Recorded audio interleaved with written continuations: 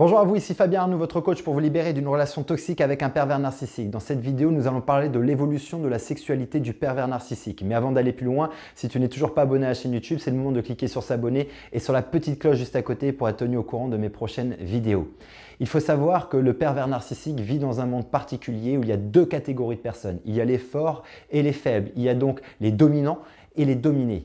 Bien évidemment, tu l'as compris aujourd'hui, le pervers narcissique, lui, se situe et croit se situer dans le monde des dominants, des forts. Et toi, il te situe dans le monde des dominés et donc des faibles. Ça va se traduire dans la communication qu'il a avec toi, d'où le fait de te dévaloriser, de t'humilier régulièrement, de chercher finalement à prendre toujours le dessus, de te montrer à quel point il est meilleur que toi et que tu ne vaux pas grand-chose. Mais ça va aussi et également se traduire dans l'intimité, dans la sexualité.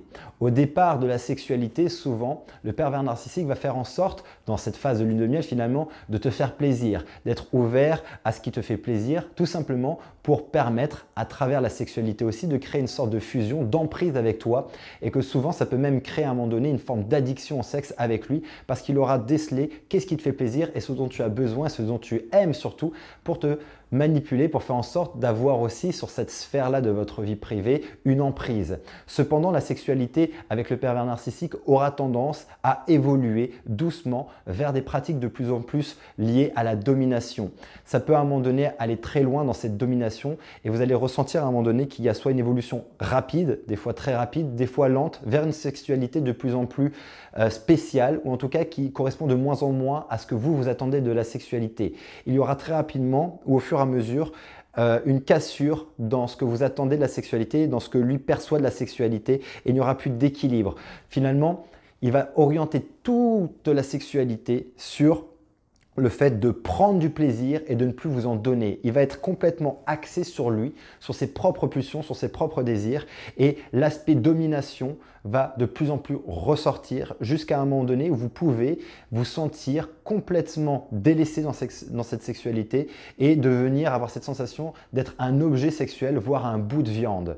Parce qu'à un moment donné, il peut rentrer dans des pratiques extrêmes. Ça peut rentrer dans du sadomasochisme, ça peut rentrer dans des pratiques par exemple d'échangisme, en tout cas vous pousser à aller là-dedans et être de plus en plus lourd, de plus en plus insistant dans le fait de vouloir pratiquer ça avec vous alors que ça ne correspond pas du tout aujourd'hui à la sexualité que vous voulez avec lui et pour vous-même.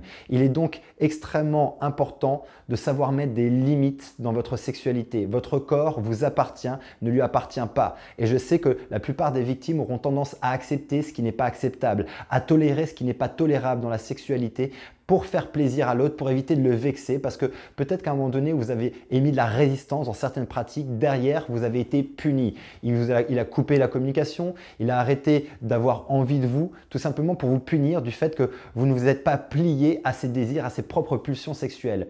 Donc attention, vous devez aujourd'hui vraiment faire attention à mettre des limites dans la sexualité avec lui et de faire en sorte de ne pas accepter ce que vous ne voulez pas accepter, de ne pas tolérer ce que vous ne voulez pas tolérer. Ça va être extrêmement important pour vous affirmer dans la sexualité, pour ne pas finalement dériver dans des pratiques qui vont à un moment donné mettre à mal vos valeurs, votre estime de vous, votre amour de vous qui est déjà bien mis à mal et bien suffisamment mis à mal dans la relation avec un pervers narcissique. Donc sachez mettre des stops, sachez mettre des limites et tenez-vous à ces limites. Il n'est pas content, tant pis pour lui. La sexualité doit se vivre à deux et doit se vivre de façon équitable et doit aussi surtout rentrer dans une écoute de l'autre, dans le besoin de l'autre, dans ce que l'autre a envie et on fait plaisir à l'autre tout comme on va se faire plaisir à soi mais ça va être un échange.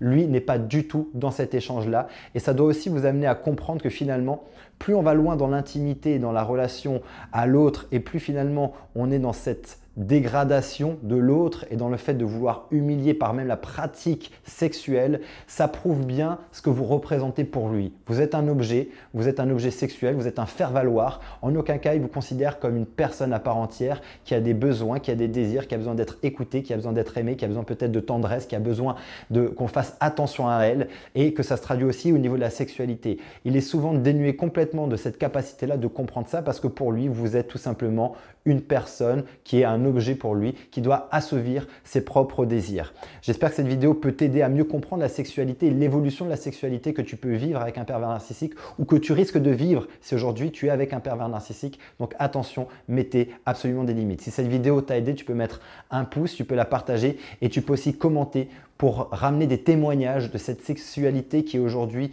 a dépassé les limites que tu t'étais peut-être imposées, qui a peut-être généré aussi un sentiment de honte chez toi et qui a mis à mal ton estime de toi, ton amour de toi. Et tu peux permettre, grâce à ton témoignage finalement, de mettre un holà, de mettre une alerte pour toutes les personnes qui regardent cette vidéo et qui sont dans ce questionnement et de remise en question sur leur sexualité parce que leur pervers narcissique ou leur homme ou leur femme qui ont des comportements à tendance perverse narcissique veulent les amener dans des pratiques qui ne leur correspondent pas. Donc, mettez ça dans les commentaires, ça permettra à un maximum de personnes de comprendre un petit peu l'évolution de la sexualité d'un pervers narcissique. En tout cas, aujourd'hui, si tu as besoin d'être accompagné au jour le jour, gratuitement avec des mails, j'envoie chaque jour un mail, une astuce pour t'aider à te libérer d'une relation toxique avec un pervers narcissique. C'est parfaitement gratuit. Tu retrouveras le lien dans le descriptif de cette vidéo. Il te suffit de t'inscrire. Demain, tu recevras ton premier mail. Mais si aujourd'hui, tu as besoin d'aller encore plus loin, j'ai alloué ces prochains jours quelques créneaux pour te permettre d'avoir une session diagnostique au téléphone avec moi. On fera le point sur ta situation et sur le moyen le plus rapide pour t'extraire de cette relation avec un pervers narcissique. Tu trouveras également le lien dans le descriptif de cette vidéo. Il te suffit de